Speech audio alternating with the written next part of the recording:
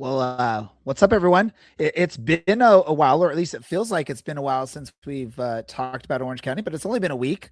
But the team didn't play this past weekend, so maybe that's why it feels like it's been a while. But there was a great result that is keeping Orange County's great run of form intact when they came up victorious in Miami this past Wednesday. Hopefully, they can keep things going with their upcoming matches, which include a match this weekend against Rhode Island. And we're going to talk about that. We're going to talk about the Miami match. Hey, we've got a lot of fun stuff to talk about, World Cup stuff, all this other stuff. Let's get this thing started. Welcome to the Show of Champions. This is the Orange and Black Soccer Cast.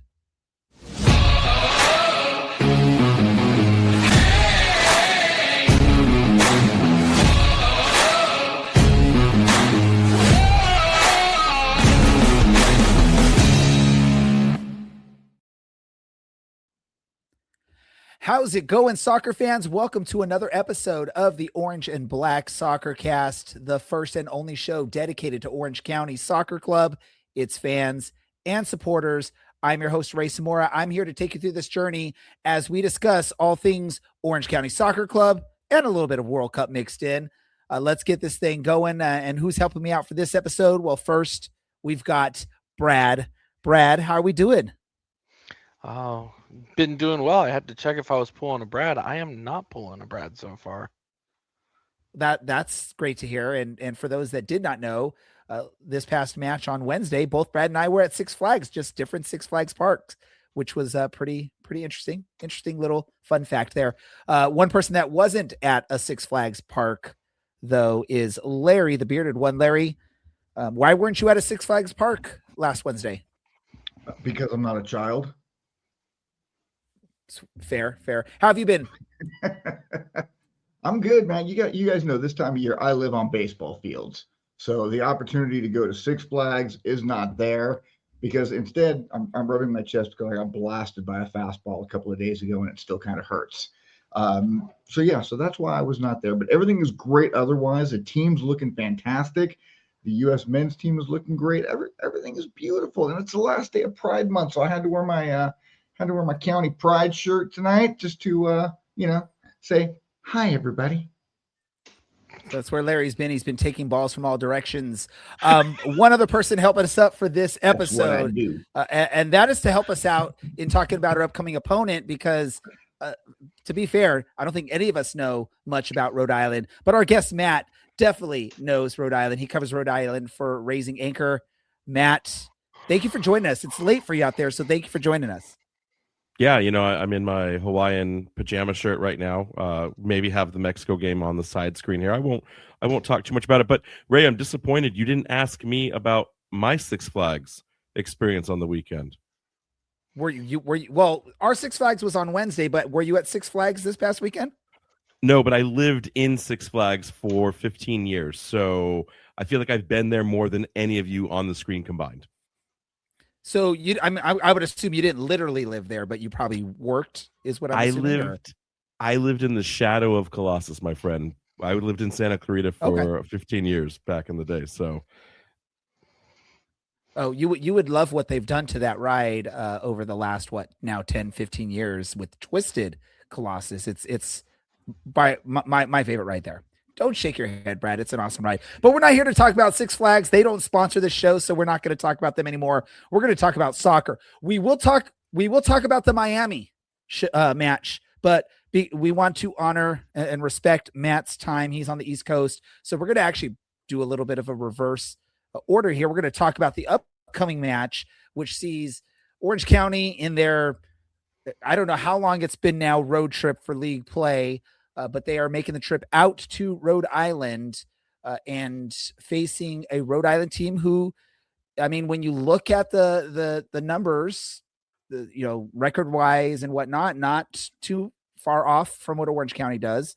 And I know nothing about Rhode Island this season. I'm going to be honest. I haven't even watched one single match. So Matt, I want you to give us, for anyone that's like me that hasn't paid attention to Rhode Island from our end of things, what can you tell us about Rhode Island? How's the season going?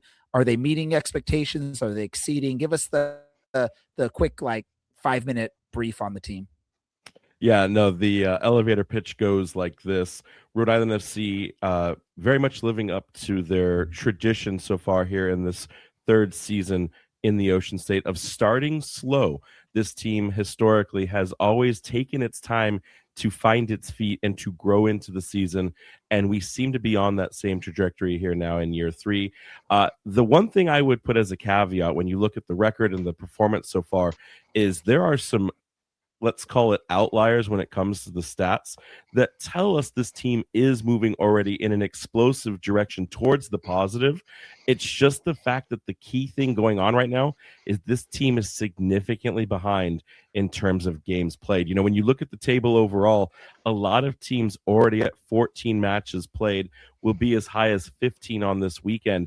Rhode Island FC sits at the bottom of both conferences with the fewest games played at just 11. So it's no surprise to see this team sitting in ninth place. There were concerns that this team would drop even further if some results went towards Birmingham and Loudoun's way over the gap, mind me.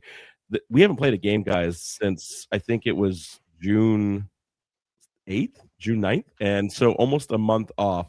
It's a long time to go for a team like this that was building momentum in the right direction. You know, we've got 2 losses, a draw, and 2 wins across the last 5. But we've been starting to see results against tough opponents. It's where we thought we would get those smash and grab easy 3 points that we haven't seen success. You know, you guys are going to break down the Miami game here in a bit.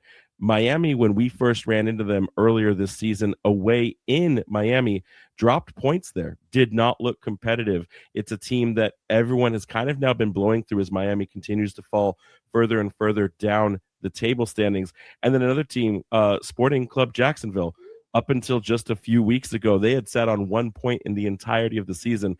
And that 1 point, a draw against Rhode Island in our debut earlier this year. So it's a team that if you look at it from just observing from like FOTMob or whatever stat site you pull, you could say like, hey, a little bit of inconsistency. But when you get into those underlying moments that matter, one, we have one of the most high-flying offenses in the league right now. Again, with those games in hand, we have a +6 goal differential. And again, when you look at the table, that's only 1 goal off from your own Orange County right now, despite those extra 3 games. So Rhode Island is finding goals this year, and it's coming primarily in the adjustments in getting Leo Afonso from Inter Miami. He's not the Leo we wanted from Inter Miami, guys, but he's the one we could afford.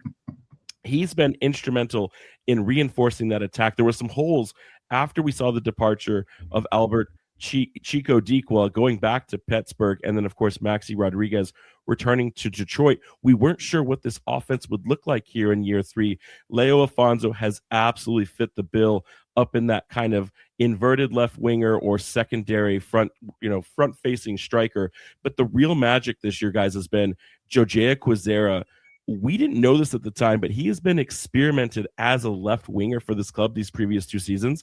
His natural playing position for both his national team and also other clubs is as a right winger.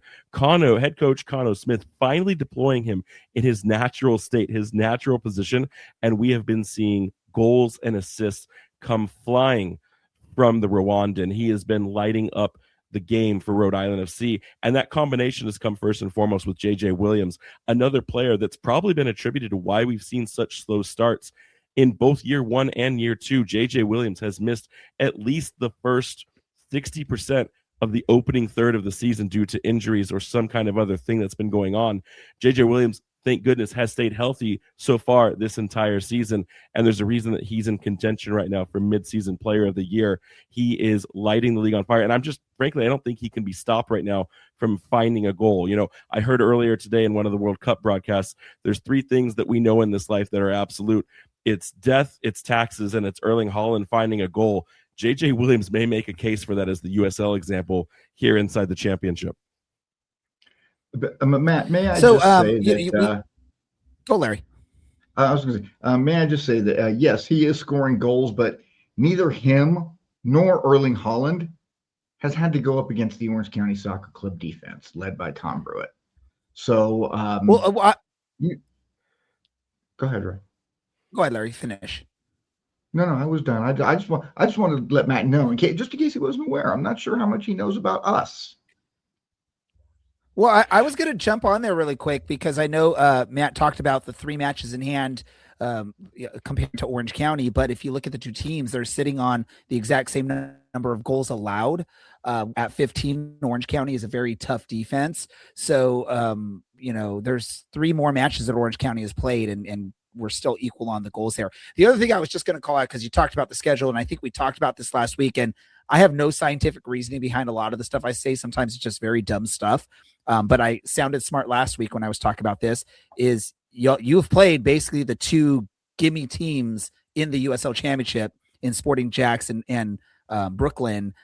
You've got your 3 points against Brooklyn, but I'm not going to count those. So really, I'm going to say Rhode Island is sitting on 12 points right now heading to this match. So maybe not so similar from what I was looking at beginning.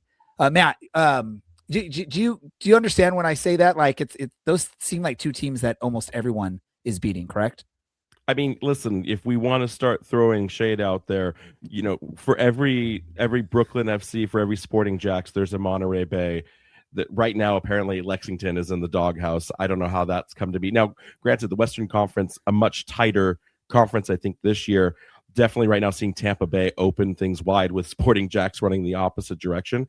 But I do agree, and I think that there's a lot of credit that needs to go towards Orange County right now. I'm a Benzini apologist. There were conversations before he ever went to Tormenta from the New England area, from his time in University of Vermont, to try to get a striker of that profile into the Rhode Island FC system. It did not work our way, obviously, now with you guys. And then, again, I'm from Los Angeles at a point in my life, so Ethan Zubak, sign me up anytime. The amount of Los Angeles talent that I've seen go through your squad, there's a respectable dose of both offense and defense, and it's great to see this clicking for Orange County right now. But I will counter then, since you're bringing up defenses, while we both are tied at conceded goals, Rhode Island FC has historically had one of the tightest defenses over the last 3 seasons consecutively, and we haven't changed a lot in that time. In fact, if anything, we've only upgraded with a couple of other options, with Aldair Sanchez coming from Sacramento last season, and then now Nick Scardina coming from Charlotte FC. The core of that defensive unit, captained by, I know you guys don't probably like him from his time at the Loyal, but with Koke Vegas, the defense was never the problem for Rhode Island FC. Last year, it was just its offense having the 4th worst goal output in the league. They've now already smashed that. I think they're only 3 goals shy of eclipsing their entire season's goal production from last year. So it's exciting to see where this team is. But you're right also, and I have to put the asterisk out there, guys, those are just games in hand, and they don't mean anything until the results roll through for them. Well, and I also want to just remind everyone, if you look at Orange County this past Wednesday against Miami, I believe we started 3 natural center backs and a defensive midfielder. That was our back line. So really, we started no traditional or legit outside defenders. It was all players that are naturally the center backs. And yes, we conceded 2 goals against Miami. It was a tough match, but I think we all can also remember Orange County had played the weekend previous in Vegas and then flew straight out to Miami. So that's not something I think a lot of USL teams are used to, of playing a match and then directly flying to the next opponent, not stopping at home for a few days or something like that. So that's where that credit goes. And as much as you talk, Matt, about consistently over the last 3 years and not many changes being made, Orange County, I think it's become a theme for us. We talk about almost every show, who's out, who's playing out of position, who's having to step up. And we're seeing stuff like that. So I'm going to stop talking now for a little bit because I've taken a lot of the talking here. I want to let Larry and Brad ask some stuff. So Larry, go for it. Yeah. Hey, Matt, it's good to have you on the show. I don't think when you came on the show last year that I was able to make it to that one. So it's nice to meet you. Glad to have you here. You talked about Rhode Island starting slow. I'm going to be honest with you. You're sitting in 9th place. You're on, I think it's 15 points with 3 games in hand. If you have those 3 wins, you guys jump all the way as high as 3rd place. I don't agree with you. That's not a slow start. To me, it looks like the team's doing pretty good. They're putting goals in the back of the net. 11 games, 21 goals. Those are impressive numbers. So you've got your 2 top guys up front in JJ, and I cannot say his last name. How do you say his name? Quizera, thank you. So you've got those 2. Who else does Orange County need to look out for to possibly be putting the ball in the back of the net on Saturday? Yeah, I mean, just to go back real fast on like when I say start slow, there's been a very loud cry or push from both the front office and the fans that there's a home playoff berth this season. We've been into the Eastern Conference Finals now 2 times in a row. We don't like to talk about what happened in 2024 away at Colo Spigs. The fans at least want to capture some of that magic at home. So right now they're being a little bit greedy, and anything below the playoff line, even if we are 3 wins puts us into 3rd place, like it just doesn't feel like enough. And to your point too, we've seen multi-goal production wins at home for almost every single game of the season, putting up at least 2 goals, but I think most of the games have been 3 goals if we've won them. So it's just this, like, the eyeball test doesn't match the underlying performance of what's going on for the team. But to get to the question you did ask, the players right now to watch out for offensively will remain that trio of JJ Williams, Leo Afonso, and Jojea Quezera. The Quezera and Afonso on the wings, JJ Williams the center forward. What's interesting, though, is we've had a little bit of a kind of shakeup in the last few weeks during this off time that we've had, where we lost Logan Dorsey. He was one of the most prolific MLS Next Pro players coming out of Minnesota United 2's system. We weren't able to keep him, unfortunately, due to a lack of playing time. He requested a transfer out of the club. He's now playing with FC Tulsa. The recall, and then the transfer happened almost immediately. So when I say the power that we do have, it's kind of like, where does the depth, where do the support players come into? At that point, you could talk to Noah Fuson. Busy Atkinson, if you guys go in and look at goals per 90, he's actually the most productive player in the league, but he's not getting a ton of minutes. He's already seen, I think he's got 3 goals for the season, so his per 90 stats are off the chart. But we do have a couple of options. Still, if Orange County can isolate those 3 players, they're going to have a much better time of it. The thing is that where we shine to get the ball and the productivity, the chance creation, it really comes from the rest of the team. And so it's hard to just say there's 1 player, there's 2 players to watch out for. Our kind of midfield holding, pair of 6s in Clay Holstead and Hugo Bacharach have been phenomenal in both their miles covered this season, their distribution, and their passes. They've led as like hockey assists in almost half of our goal contributions this season. And our wingers right now, or at least our fullbacks, I should say, as we've now kind of switched over to a back 4 in Aldair Sanchez on the left and Nick Scardina on the right, are just really starting to combine with those players like Afonso and Quezera. They're giving them the freedom to move forward, which historically, when we were playing in back 3s or back 5s, you saw this Rhode Island team be very cagey, very compact, low blocks, wanting to push everything wide, and never really got forward. Now with this kind of getting unchained and going forward with this new back 4 setup we have, it's these wings is where we really want to watch, and that's where the battles are going to be determined. I can't say it's an individual player, but you're going to see a lot of action from side to side. Harry, you're pulling a Brad. Hello, and Matt, now you know what pulling a Brad is. That is starting to talk while you are muted because there was some noise in the background. I was saying that, I agree with that. There's going to be a lot of side-to-side play. I think there's going to be a lot of ball movement in this game. I also think we're going to end up with a very low-scoring game this time around because, Orange County doesn't score goals, and at the same time, we don't give up goals. So I think it's going to be a very fun game to watch. We do have a listener question from Gabriel. He wants to know, 1 year in, how do you guys like your shiny new stadium? We love it as a fan group. It feels good to have a permanent home, a place that no MLS club can try to buy and steal from us, or any of those kinds of other shenanigans. We're never, when we talk about scheduling, we're never the secondary or tertiary consideration. It's always Rhode Island FC first and foremost, and it's fun, and it's a beautiful stadium, and I can't wait for a chance to see everyone come out like your beautiful selves and come and visit and experience it someday. That being said, there seems to be something, and Coach Cano said this last year, and he's kind of reinforced it in the post-game press conferences this season, that because this stadium and the facilities are so nice, that it's almost like the opponents that come to town kind of turn up. They show out in a bigger way because there's a little bit more pride in going to a facility like this than, and no shade to Loudon, but Segra Field that has 92 people at it and you're changing in trailer parks, cargo containers. So like there's something to be said that the opponent shows up in a bigger way as well. And we've seen it all season. Like even though we're getting these amazing performances against teams like Charleston, if Birmingham Legion wakes up and puts 3 on us and we lose 3-1 in our home stadium, it's not just the player performance on the day. It's the fact that they get to play in just a top class facility. And I felt it myself when we've seen Rhode Island FC go down to a place like Louisville. Like, that facility is probably the best in the league, let's be honest. And it just changes your overall experience. If it changes it like a fan, I can't even imagine what it's like for the players. Oh, absolutely, no question. It definitely makes a difference for the players. Orange County has been on a very hot streak, and we haven't even been home in, I think, 9 weeks. I think we're going in either 9 or 10 weeks at this point. What kind of game plan does Rhode Island need to put together to stop a team that hasn't even been in their own home soil forever, but is still finding ways to win, score goals, not a lot, but still score goals and prevent other teams from scoring? What does Rhode Island have to do on Saturday? Kano sometimes gets in his way and he'll tinker to the opponent, and then other times he'll play because he feels that the best 11 he's putting on the field can outperform whatever opponent that we see on the day. We saw more of that last season, and it kind of shot us in the foot in the Eastern Conference Final.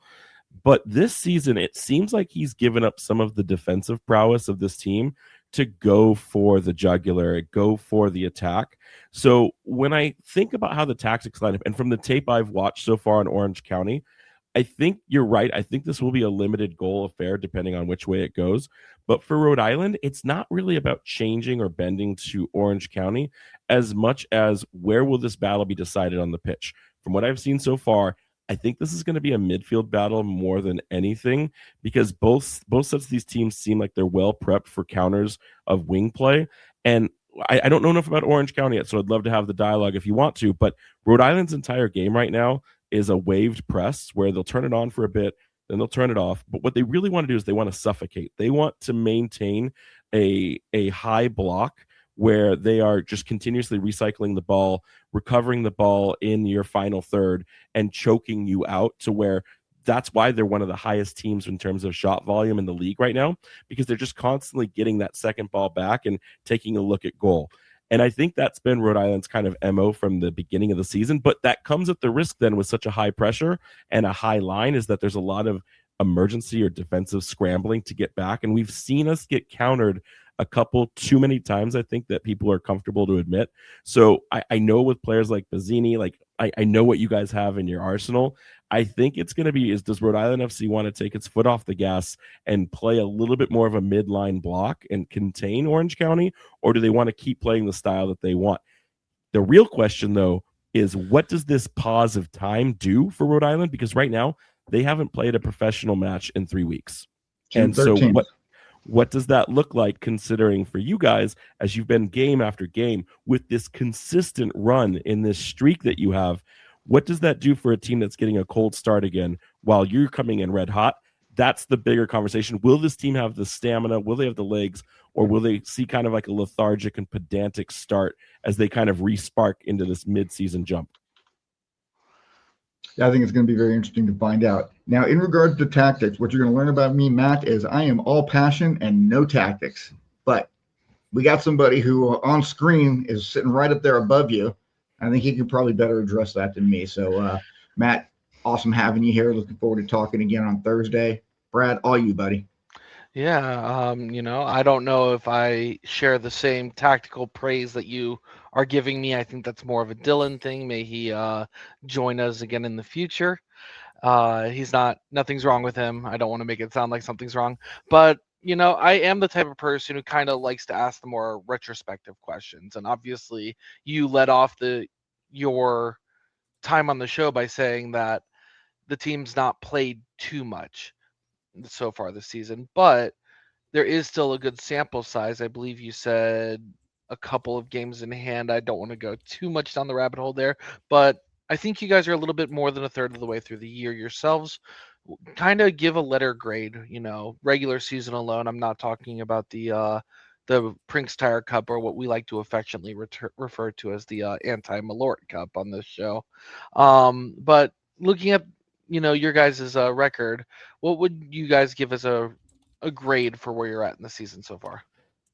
I mean, if you're going strictly off table standing, it's probably a B, a low B, because results matter at the end of the day. This is a results-based industry, and if this team doesn't make the playoffs, I mean, that could be the end of a lot of these players' time with Rhode Island FC, maybe even Cano Smith. But again, there's that other lying, target or metric of getting a home playoff berth. So we're way off from that in terms of current standing. But like we've been talking about, these games in hand can significantly kind of influence where we go with that. So if we're talking from a retro perspective, and I think the smart fan, or at least the non-casual soccer fan, I think that they can recognize that this team should probably be in a high, like A. Like if we have an S tier, I'm going to say a high A. If we don't have S, I'll do a low A. But right now, the big correction that needed to happen last year again was that goal production. Right, we only fourth worst team in the championship, and that was with a team like Miami actually doing significantly better than us. So when you look at the struggles that this team had, Coach Cano, as both a head coach and the general manager, I think he got this right, and we have to give him the flowers where they're due. Rhode Island FC now leading second in the total goals per game category, 1.9 goals per game right now. The only team that's outpacing that, it's not even Tampa, guys. It's Charleston Battery still right now, even though Tampa's running away with just about every other stat line. But Rhode Island FC is putting shots on target. They're taking a bunch of shots. They're scoring a bunch of goals. And for the fan group that saw so few, so I gave you the stat fourth worst, but we only saw 19 goals at home last season across all competitions. And 5 of those came in the very last game of the year against Tampa Bay. So if you do the goals per game average for Rhode Island fans at home, it was abysmal. And so just the amount of entertainment that this team has created now in this third season, second at Centerville Bank Stadium, I think that can't be ignored. And I think there's a lot of hope, there's a lot of appreciation, and there's a lot of expectations that we'll still finish much higher up this table standing. So if I had to give that, I'd give it personally as an A, but if you're going by the where the table standings are, it would have to be a little bit lower. But this team has more to show, and they have more to do in the second and third legs of this overall season. All right, wonderful. Quick other questions. We do a lot of youth players on our team, something we cover frequently, given that we are one of the teams that's kind of the forefront of the pathway to pro and moving on to Europe. Is there any players on Rhode Island you want to quickly highlight that follows the same trajectory as some of the players from Orange County? There's no players, sadly, because Rhode Island FC's football model right now is there's no academy product tie. There's no developing youth right now. We have either taken in players and taken chances, or we've brought in loans from MLS Next Pro sides, but there is no partnership. Now, that doesn't say that they don't have a relationship built with the private academies that exist around Rhode Island and the New England area, but there isn't that pipeline yet. And from what I've had conversations with ownership, they don't want to really explore that just yet. I don't know why. Every successful club that's doing it, like you guys, I think you guys are the best. I think Louisville's right behind you in terms of producing talent, but there just seems to be no appetite at this time, as they want to first, get this club ready for premiership and getting into the USL Premier, and then they also want to online a women's team. I think the academy is just a little bit further down in the priority order, so we rely heavily on the greater New England kind of landscape of things and just finding players. We rely heavily on on loans from MLS Next Pro teams, and there's a pretty good scouting group that really goes after these collegiate players. Again, Bazzini was a player we all thought we would be getting, and he slipped through our fingers to go to a USL 1 side. So that just doesn't seem like that's in the DNA. I wish it was, but right now it's just not a story that Rhode Island FC can partake in. All right.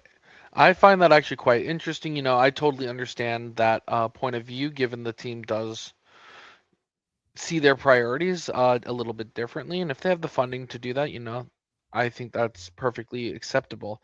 I do want to quickly wrap up and be respectful of your time as we're approaching 30 minutes, though. Moving forward, looking at this game, what's your score prediction for this upcoming weekend's game? So there's a thing about this team that you don't guys probably know, especially I think because Ray said like, oh, I don't even know Rhode Island's game this season, but there is one interesting piece that I want to talk about. So Rhode Island FC has one particular problem with this squad, and that is that they have a problem with your guys' head coach. And because of that, Danny Stone has mopped the floor with Rhode Island FC every time that they have ever interacted, both with Orange County and his time with Phoenix Rising. So I feel like for Cano Smith, at some point he's going to have to take this personally, because he has never seen success against this coach. And Cano's been a pretty successful coach now across his entire career, the second most tenured remaining coach in the championship, if you believe it or not. And we've only been a club for 3 seasons. So I think this game will be tight because I don't think Cano wants to overexpose. And I think, again, he knows that this team's coming off of a pretty big break. And so I think this will be probably a 1-0 game either direction, where I won't say which because I'm a RIFC homer, so I want it to be Rhode Island. But I'll give you this instead. If Rhode Island scores first, that's it. You guys will not get back into the game. If Orange County scores first, I don't see a reason why you guys can't keep us off the score sheet. And I think that's going to be the real ultimate predictor. If you guys don't score in the first half, I think it's Rhode Island FC's game to have. They've scored 80% of their goals so far this season in the second half. So I see us kind of bunkering, holding on, testing and probing, and then getting that goal in that second half. Okay, well, Matt, maybe you may or may not be aware that the last time Orange County conceded the first goal and won a game was like 4 years ago, up until 2 weeks ago. And then they did it twice in a row.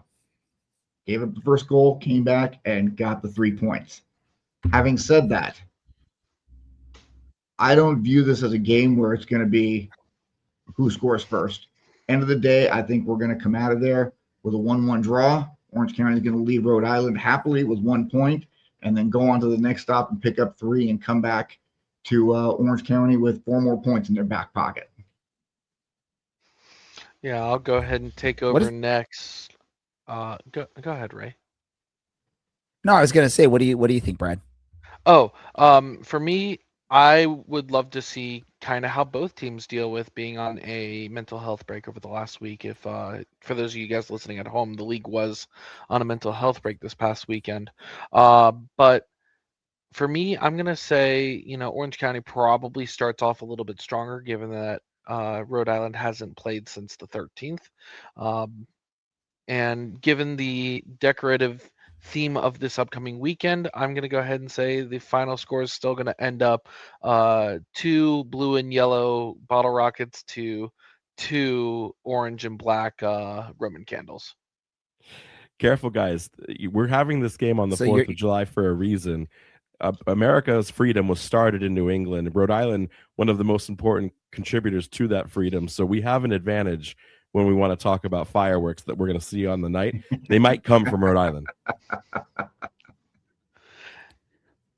Okay. And Ray, before you generative AI so is it my turn? Fireworks, yes, go ahead. I should do that with some fireworks, huh? Well, I like Brad with his number of goals, but I have a different score line than Brad. I'm going with a 3-1 score line in favor of Orange County. We're going to ruin the fireworks in Rhode Island. Sorry, Matt, we're going to ruin your weekend, but hey, that's what Orange County is meant to do here. I love that Chip looks sad on this graphic that I created, by the way.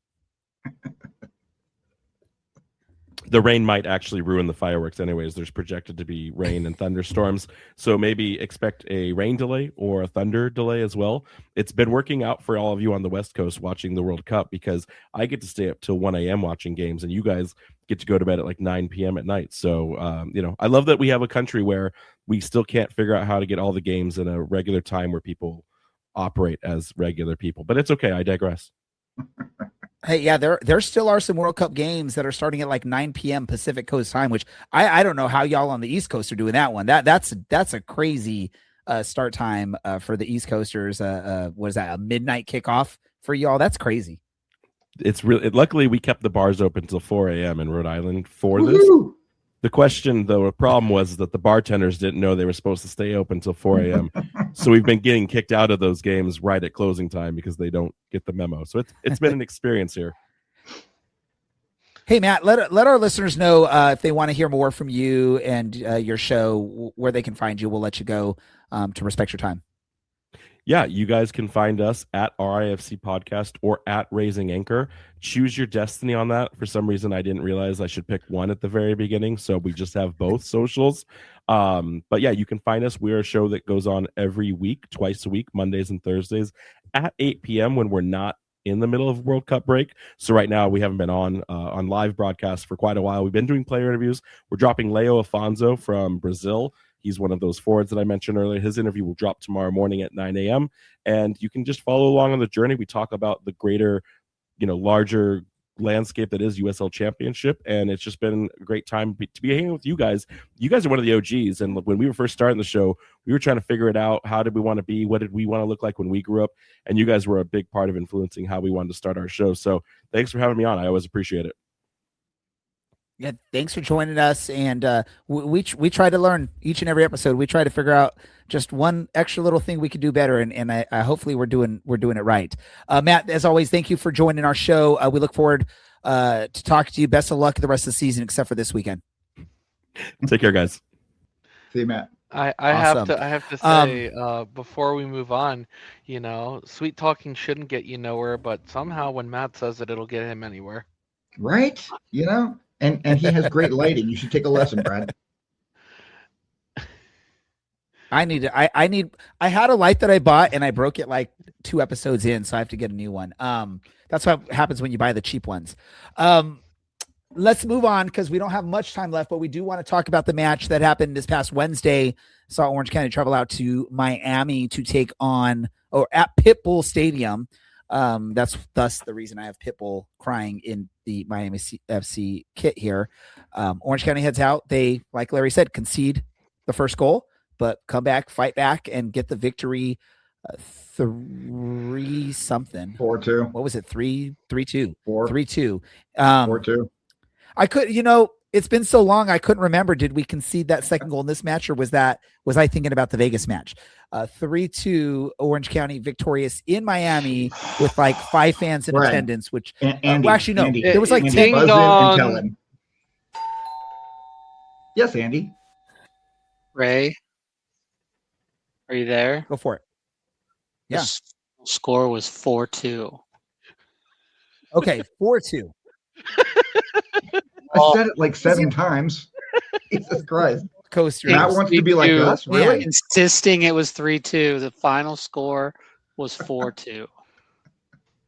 You can tell that Ray does not follow our own show's social media, where I posted on OCSC podcast, OCSC Soccercast on Instagram that the final score was 4-2. What was the final score there? 3-1? Here we go. Save me, Jeebus. Oh, fun stuff. I apologize, producer Andy and my fellow co-host. Hey, I forgot about that last goal. Again, I was busy on roller coasters, and yeah, it's been a while. It's been too long. This is what happens when a game was like almost a week ago. As an older gentleman, I start forgetting things that happened that far back. But okay, Orange County victorious 4-2 in Miami. I think 90% of the fans of the 20 fans in attendance were Orange County fans, which was really cool to see. I was watching that match and I saw like a row of Orange County fans. I'm like, man, I didn't expect anyone to be there. I think it was probably a player's following or fans or family that was at a match. But what are your thoughts on this match? I'll go to you first, Brad. Orange County, this was one of those matches where you probably can pencil in as a pretty good potential to a loss because it's only a few days after playing in Vegas. It's in Miami. Humidity's like crazy, and they still pull it out. And they look good in this match, right, Brad? Yeah. I don't know if I would go as far as to say they quote unquote look good. More so, I think we as the podcast and the two of us plus Dylan, when we were previewing this match last week, really put a lot of emphasis on Miami actually was a better team than we gave them credit for. 100% couldn't have been more wrong. Miami had more of the ball, and Miami had more of the opportunities, and really failed across the board to keep Orange County off the board with what limited opportunities we have. Whether that's, the team has just found their success and know how to score the ball a little bit more effectively, or Miami's defense was just that atrocious, making a lot of mistakes. I couldn't be the one to judge. This team, however, really really put together a complete performance on defense. I know we allowed 2 goals, but look, that first goal that Miami scored was an absolute screamer. I don't fault Rando for not getting a save there. It was just a really nice play shot that reminded me a lot of what Kylian Mbappe did today, although without a little bit of the dribbling flair. He kind of had the ball, go in front of him. And then congratulations to Efren Solis for his first ever goal, and really, hands down, Mr. Silla coming off the bench this game, giving him the opportunity to get that goal is absolutely, phenomenal. Good job all around. For those of you, we obviously aren't there in the highlight. Silla has the ball after Orange County makes a turnover in the defensive third. They send the ball, to Solis running down the field, and one on two with the keeper. He passes the ball off to Solis, who just gets the dribble it in. And then obviously, I know on the screen, Baizini's first goal out of 2 this game. Wonder that's got to be something of goal of the year candidate already and assist of the year. I know Larry was probably going to call it out. He called it out in our behind the scenes chat that we usually do when we're watching games. Absolute barn burner of a cross, and Baizini's just informed now. He's killing it right now, and I can't wait to have him on the show soon. Yeah, really quick, I want to jump in before I give Larry the mic, because you're forgetting, Brad. I was the one last week that was saying that Las Vegas is overrated. 2 of their victories were over Brooklyn and Jacksonville, so let's not be too scared of them. I was confident in this team heading to this. I think you and Dylan were the ones that were a little bit more pessimistic on what could happen in this result. I got what I wanted to see, even though I couldn't remember the scoreline when I'm talking about it a few minutes ago. Larry, go for it. Talk about this match. Go, Brad. You had something to say. Go ahead. Yeah, or the team we played. We played Miami, not Las Vegas. Ray. He'll figure it out. Whatever. Brad. We just gotta sometimes we gotta let Ray just roll along, and let Ray be Ray. Go ahead, Larry. You know what? The start of this game. Yes, Andy. Be nice to Ray. I'm always nice to Ray. Brad's not laughing at Ray right now. He's laughing in his direction. There's a difference. Extra nice to Raymond. Does he need to be held? Go, Larry. Talk. I was concerned about going into this game. I was not on the show the previous week, so I didn't get a chance to talk about it. But I was concerned going into this game because the team went from Las Vegas, like we've already said, Las Vegas to Miami.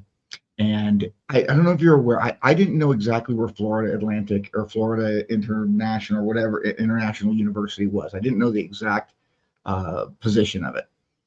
So I looked up on the map. Like 6 miles away, if you go 6 miles west from there, you are in the swamps of Florida, of South Florida. So I'm thinking about the humidity. I'm thinking about the travel. I'm thinking this might not go well. Then Miami scores, and I'm thinking, oh crap, this is not going to be a good night for us. But after that first 20 minutes, it was all Orange County. The boys played absolutely fantastic. They were solid, upside down, backwards, forwards, you name it. Bazzini's goal, I don't honestly, unless something really spectacular happens the second half of the season, I don't even know why we would put any other goal and assist up for goal and assist of the year, because those were spectacular. Jameer dropped that pass onto his foot. Bazzini slid, blasted it up left corner. Absolutely fantastic. Just a great finish. And then to see Yaniv get a brace, that was I loved seeing that, because I really like this guy. I too am looking forward to getting him on the show. Rando had a couple of nice saves. Had a mistake that allowed a goal. Not a big deal, because at the end of the day, we put 4 on the board, and that's all that really matters, is we scored more than them. But after that first 20 minutes, the team really played a good soccer game. Danny had a good plan. I thought that the boys looked a little bit winded, but they sucked it up, and they played a great, I'm going to say, 70 minutes of soccer. Now, I hope that we get the opportunity to get Efren Solis on the show so we can talk about his first career goal, because I would like to ask him, did you have any thought about giving the ball back to Oos to let him get the goal?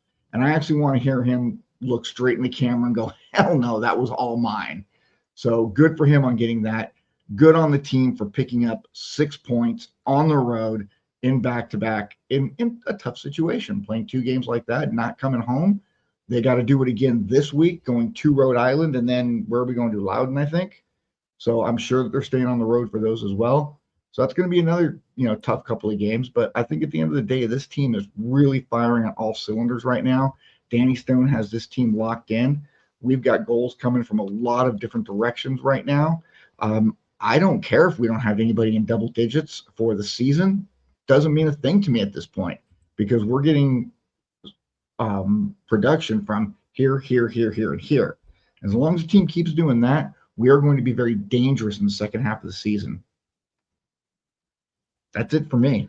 Larry, you bring Hartford. You bring up something I'm really curious about is what the travel is like right now for Orange County, because they went from Vegas to Miami. I don't know. Did they come home from Miami, then go back to Rhode Island, or East Coast? And then they're going to be in Rhode Island. I mean, it almost makes sense. I mean, they're going to probably stay for Hartford because that's a midweek match. But yeah, it's interesting because, like I mentioned earlier, I don't think players in the USL Championship, or really soccer in general, go through what maybe baseball players or basketball players do, where you have these long, prolonged road trips of like 13, 14 days.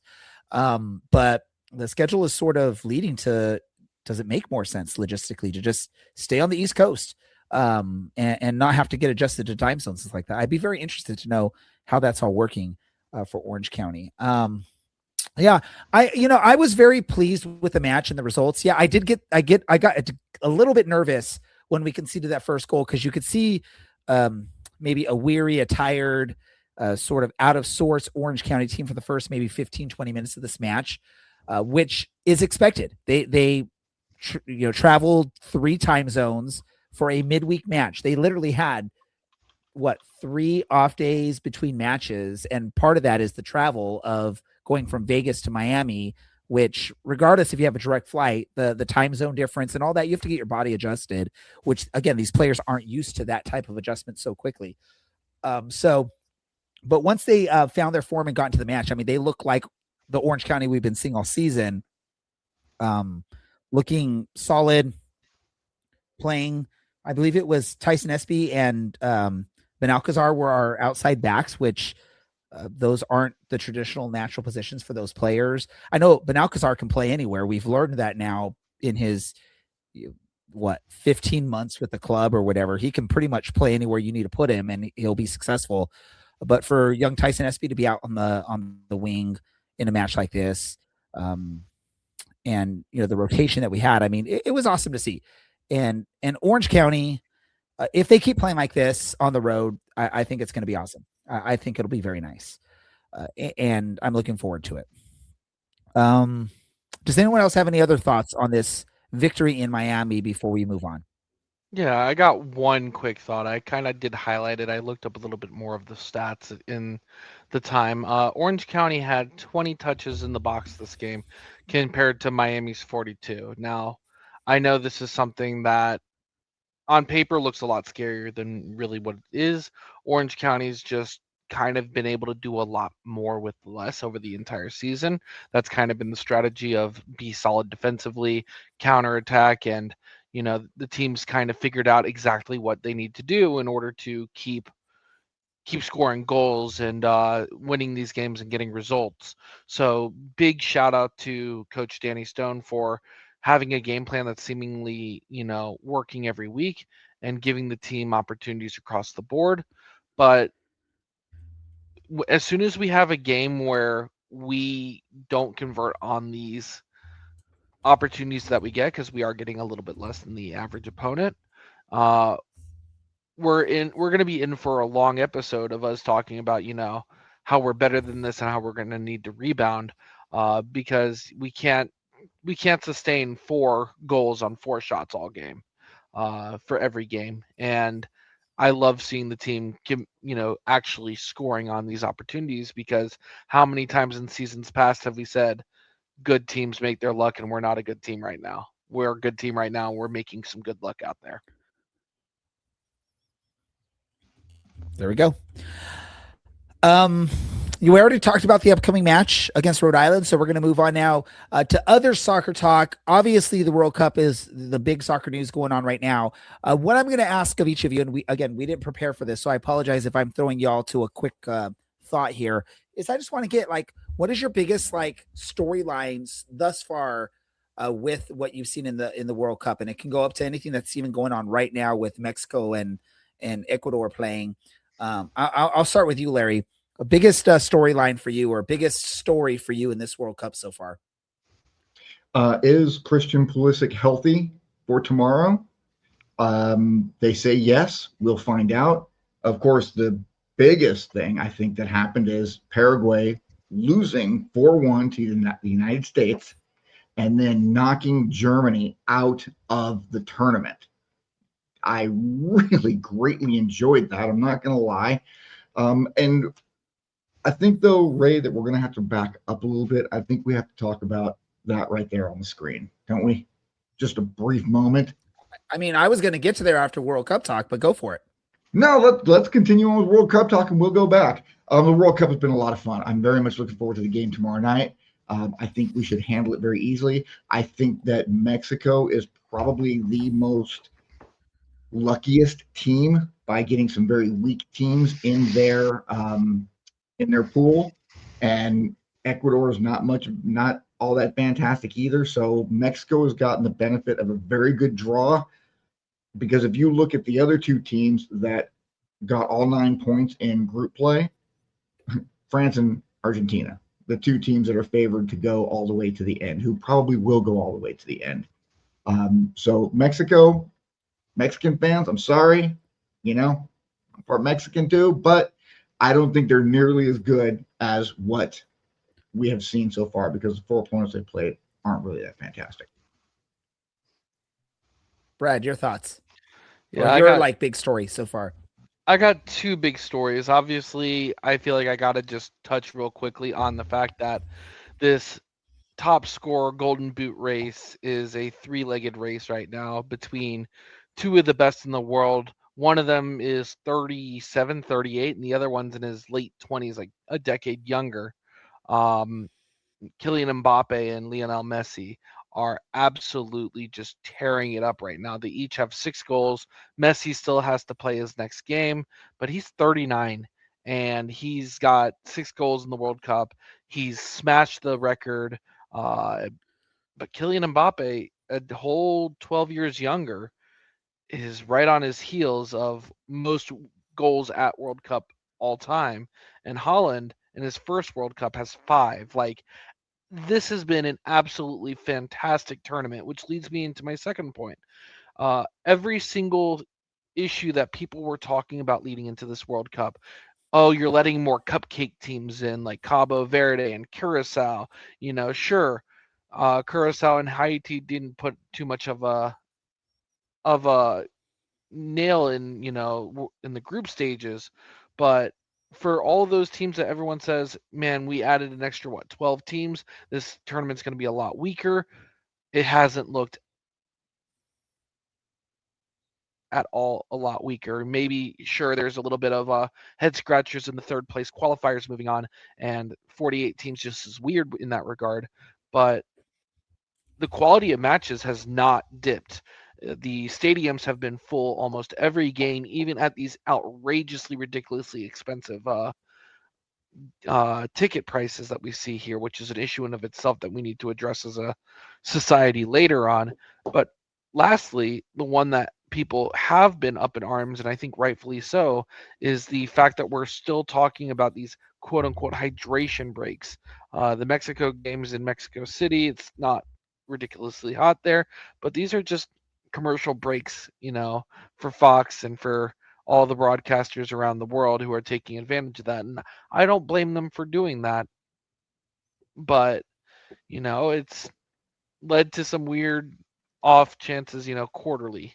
And I know Ray's agreeing with me there. It's literally the only thing we agreed on last week, but that still remains the only negative of this tournament. Really quick, just because of time constraints, here's my quick thought. Pressure's on U.S. because the other host nations are moving on. U.S., you better do it or you're going to be laughed at. Let's do this really quick. Coach Danny Stone, mid-season Coach of the Year. Is this the first time that this has been like a thing? I've never seen this in the past. Has this happened in the past? Mid-season Coach of the Year or any other awards? It has? Yeah.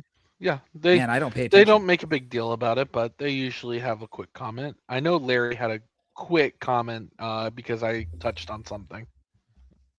Quick, Larry, because we have 3 minutes left. That's okay. I'm going to make this very fast. The only people complaining about the water breaks are overweight, middle-aged men who can't even go out and run a freaking half mile right now. They need to shut up and just deal with it. It's water. It's hydration. It's important.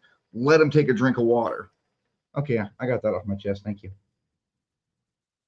And Danny Stone absolutely should be the mid-season Coach of the Year. There's no question whatsoever in there. I frustrated Ray. He left us, Brad. What are we going to do now? It's okay. I'll take over here.